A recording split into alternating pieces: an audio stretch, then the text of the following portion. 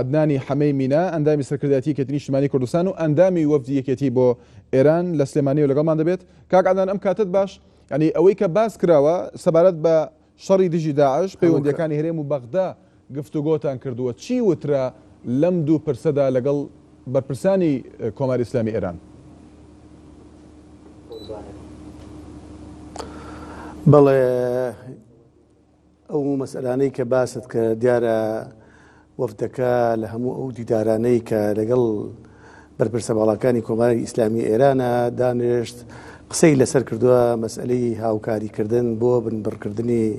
داعش و چارەسەرکردنی ئەو کێشە و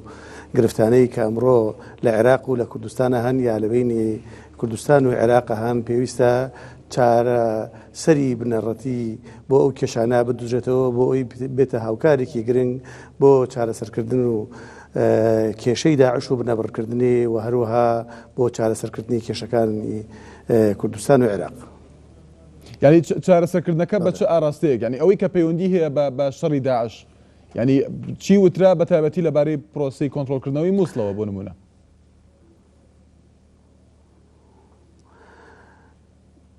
دیارە کۆنتڕۆلکردنەوەی مووسڵ ئەوە مەسئلەیەکە علاقەی بە قیادەی جێشی عێراقی و حکوومەتی عێراقیەوە هەیە. تەنها ئەوەیە ئەگەر هێزی پێشمەرگەی کوردستان هەروەک چۆن لە ڕابردووە هەموو پێکاتەکانی عێراق لە ئەو شوێنانەی کە شەڕ بووە بەشدار بوون و بۆ مووسڵیش علاقەی بە هەموو خەڵکی عێراقەوەیە پێکاتەکانی عێراق بەفروزە بەشدار بن لەوە. حتمما هێزی پێشمەرگەی کوردستانیش ئەو ئەرکە نیشتیمانەی کە ئەکەوێتە ئەستۆی جێبەجێیەکە چۆن لە ڕابردووە جێبەجێ کردووە. سەبارەت بە مانەوەی هێزی پێشمەرگەی کوردستان لە ناوچە کێشە لەسەرەکان ئەمە گفتوگۆی لەبارەوە کرا، واتە لە قۆناغی دوای داعش مەبەستن؟ نەخێر گفتوگۆ لەسەر ئەوان نەکرا، بەڵام هەرێمی کوردستان بۆ خۆی بڕیارێکی هەیە هێزی پێشمەرگەی کوردستان لەکوێ ئەمێنێتەوە چۆن ئەوە علاقەی بە حکوومەتی هەرێمی کوردستان هەیە و حکوومەتی هەرێمی کوردستان خۆی لەوبارەوە پێم وایە قسەی خۆی کردووە و بۆ ئەوەش ئەتوانێت بە ئەو وەسیلانەی کە پێویست بێ دیفاع لە بڕیارەکانی خۆیەکە. بڵێ کاک عەدنان بە کورتی ینی ڕای ئێران چییە سەبارەت بە کێشەکانی نێوان هەولێر و بەغدا لە ئێستادا؟ دەڵێ چی؟ ئێران ئەوەندەی ئێمە تێگەیشتێن پێیان باشە کێشەکانی عێراق بەگشتی هەبینی هەرێم و وەغا چارەسەر بکرێ و ئالێتێکی گونجاو بدۆزرێتەوە بۆ ئەوەی هەموو خەڵکی طبعا وەفدەکەی ئێمە تەرحی ئەوەی کرد کە پێویستەکە ئەو وەزعی کە ئێستا لە عێراق هەیە چارەسەرێکی ئەساسی بۆ بدۆزرێتەوە و عەدالەت جێبەجێ بکرێ، پێکاتەکانی خەڵکی عێراق هەست بکەن ئەو حکومڕانی کە ئێستا لە عێراقا بەدیە حکومڕانی هەموو لایەک بێ و هەست بە ئیقسا و غەدر و ناعەدالاتی نەکەن بۆ ئەوەی بتوانین شتێکی باشتر تەقدیم بکرێ. دەریشکەوت لە چەند ساڵی ڕابردووە ئەم سیستەمی حکومڕانی لە عێراقا نەیتوانێت جوابی داخوازەکانی خەڵکی عێراق بەگشتی بداتەوە و خەڵکی کوردستانیش لەوارە گلەی هەیە پێویستەکە ئەو کێشانە چارەسەر بکرێ. ئەوانش تەفەهومی ئەو وەزعیان کرد، ئامادەی خۆیان دەربڕی بۆ ئەوەی عێراق استقرارێت و ئەمنی عێراق بە بەشێک لە استقراری خۆیان ئەزانن و گرنگی هەیە بۆ سەر ئەمنیەتی دەوڵەتی ئێران. ئەوان ئامادەن هاوکاری پێویست لەو مەجالا بکەن بۆ ئەوەی بتوانن دۆخەکە بگەڕێتەوە سەر شێوەی تەبیعی خۆی و خەڵکی عێراق بەگشتی و کوردستان بە تایبەتی بتوان بە هەم لە چوارچەوەی عێراقا داواکانی خۆیان استحقاقاتی مالی خۆیان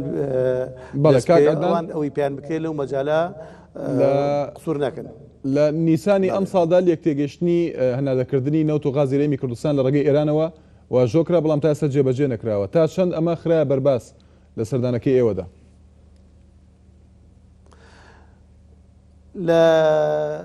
جگەلەوە لە باسی ئەوە کرا لە وەفدەکەی ئێمە باسی ئەوەی کرد بە مەسئلەی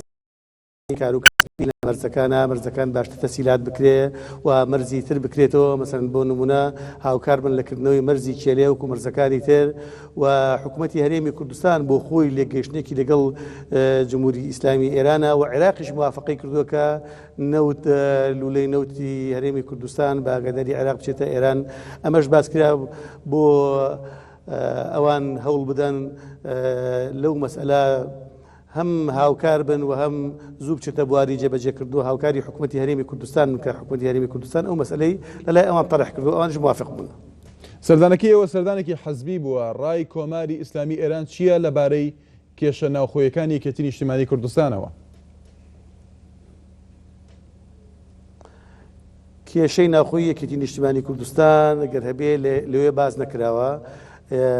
ئێمە ڕۆشتوین وفدی یەکێتی نیشتیمانی کوردستان بۆ کۆماری ئیسلامی ئێران و پەیام و ئەجندەکانی یەکێتی نیشتیمانی کوردستان بۆ ئایندەی هەرێمی کوردستان بۆ بنبڕکردنی داعش بۆ هاوکاری کۆماری ئیسلامی ئێران لەو مەجالا کە بە سوپاسەوە لە سەرەتای دروستبوونی شەڕی داعشەوە کۆماری ئیسلامی ئێران هاوکارێکی باش بۆ لەگەڵ هێزی پێشمەرگەی کوردستانە بۆ بەرەنگاری و ڕاوەدونانی داعش تەنها ئەو مەسئلانە باسکراوە ئەو مەسئلانە علاقەی بە یەکێتی نیشتیمانی کوردستان خۆی توانێت چارەسەری بکە. زۆر سپاس بۆ عەدنانی حەمەی مینا ئەندامی سەرکردایەتی یەکێتی نیشتیمانی کوردستان و ئەندامی ئەو وەفدەی یەکێتی کە 3 ڕۆژ سەردانی کۆماری ئیسلامی ئێران